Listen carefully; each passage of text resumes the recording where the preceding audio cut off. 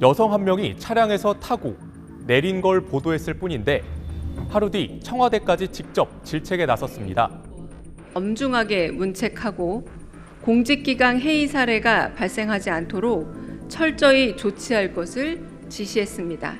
무슨 일인지 처음부터 보겠습니다. 지난 14일 아침 서울 성동경찰서로 검정색 EV9 전기차가 들어섭니다.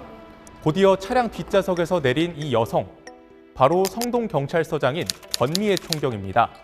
퇴근길도 마찬가지였는데요. 직원 한 명이 급하게 뛰어나와 현관문 앞까지 차를 대더니 잠시 뒤 권 서장이 나옵니다. 이날은 다른 직원이 문까지 닫아줬는데요. 저희가 3일 동안 이렇게 권 서장의 출퇴근길을 지켜봤는데 하루는 오후 6시가 되자마자 차를 타더니 경찰서에서 10분 떨어진 음식점으로 향하기도 했습니다. 문제는 이 차가 경찰서장에게 배정된 지휘관 차량이 아니었다는 점입니다. 원래 권 서장이 타야 했던 지휘관 차량은 21년식 5인승 소나타 차량인데 지난달 8일부터는 25년식 7인승 전기차를 탔습니다. 여러분, 지난달 8일이 무슨 날이냐면요. 공공기관 차량 2부제가 시행된 날이에요. 현재 시행 중인 공공기관 승용 제5부제를 2부제로 더욱 강화하여 시행하겠습니다. 출퇴근 차량뿐만 아니라 공용차 일괄 적용되고 기존 5부제에서 제외됐던 장애인 차량, 전기차 등은 그대로 제외가 됩니다. 차량 2부제라는 건 차량 번호 끝자리가 홀수냐, 짝수냐에 따라서 번갈아서 차량의 운행이 제한되는 제도입니다.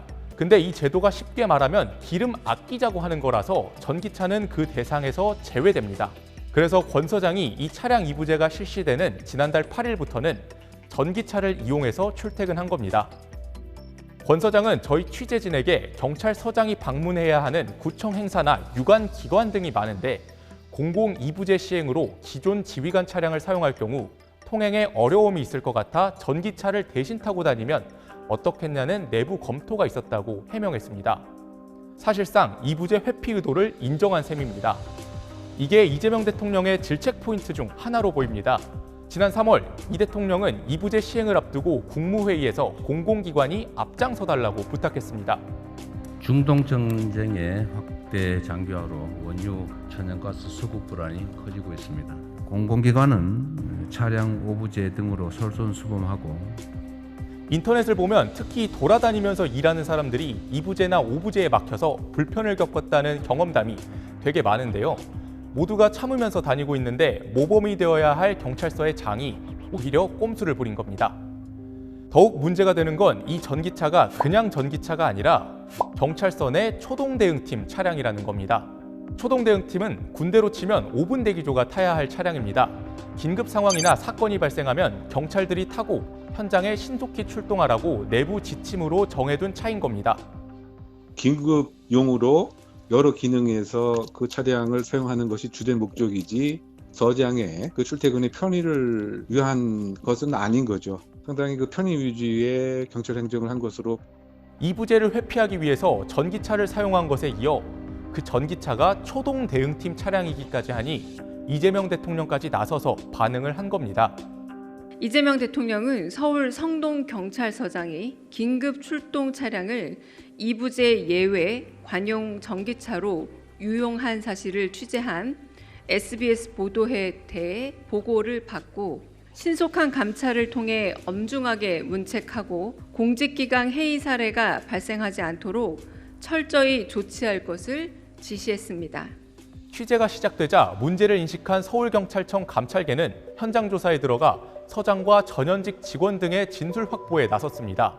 보도 이후 청와대까지 직접 나서자 경찰은 더 분주해졌습니다. 사실관계 파악부터 해보겠다던 경찰청은 권 서장을 대기 발령 조치했습니다. 감찰계를 사실상 성동경찰서에 상주시켜 고강도 감찰을 진행 중인 걸로도 알려졌습니다. 감찰팀은 해당 전기차의 블랙박스 녹화 내용 검토에도 착수한 걸로 확인됐습니다. 기초사실관계 조사에서 저희 보도 내용에 부합하는 정황들을 포착했다고 경찰 관계자는 말했는데 지금으로선 징계는 불가피하다는 게 경찰 안팎의 중론입니다.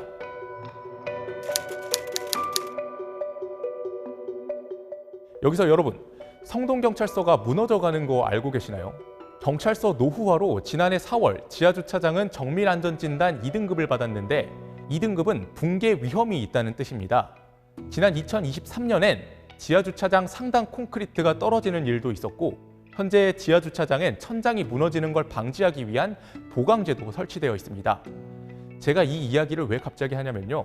성동경찰서는 지하주차장에 무게부담을 주지 않기 위해서 직원들이 지상주차장에 주차를 못합니다. 초동대응팀 차량 같은 공용 차량과 민원인 차량만 주차를 하게끔 되어 있습니다. 직원들은 인근에 있는 다른 건물에 주차를 하고 걸어서 출퇴근하는 겁니다. 그런데 권 서장은 이 부재를 피하기 위해 초동대응팀이 써야 할 전기차를 써서 경찰서를 들락날락한 겁니다. 제가 직원이라면 그렇게 유쾌한 상황은 아닐 것 같습니다.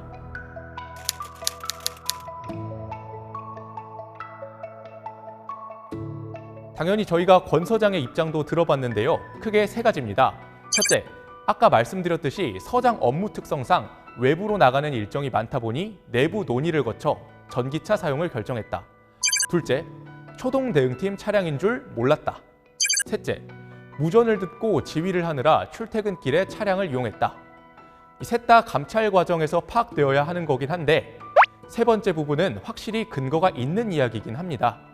경찰청이 지난 2023년 공문을 하나 내려보냈는데요.